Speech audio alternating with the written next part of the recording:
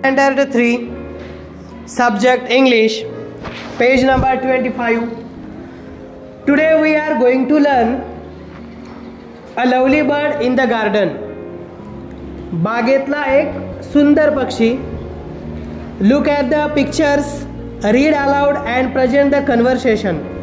चित्रे पहा, संवाद मोठ्याने वाचा आणि सादर करा. तर या ठिकाणी चित्रे आहेत ते पाहूयात. तर चित्रामध्ये झाड दिसत आहेत आणि झाडावर एक पक्षी दिसतोय. तर संवाद आहे, तर तो संवाद आपण वाचूयात. झाडे पक्षी त्यांच्या संदर्भात मीना काकी आणि मधु काका या दोघांमध्ये जो संवाद घडतोय तो या ठिकाणी आपल्याला दाखवलेला आहे. तर आपण हा संवाद वाचूयात. मीना काकी, there is a lovely bird in the garden. Meena काकी म्हणतात, गार्डन मध्ये सुंदर असा पक्षी आहे. Can you see it? तुम्ही पाहू शकता का? मधु काका म्हणाले, नो, व्हेअर इज इट? नाही, कोठे आहे? मीना काकी म्हणतात, डिअर.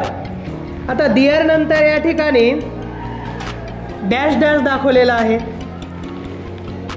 तो पक्षी कोठे कोठे दिसतोय, मीना काकीला काय म्हणायचंय ते आपण वाचणार आहोत. आणि वाचल्यानंतर ती जे रिकामी जागा दिसत आहे ती आपण पूर्ण करणार आहोत डिअर नंतर.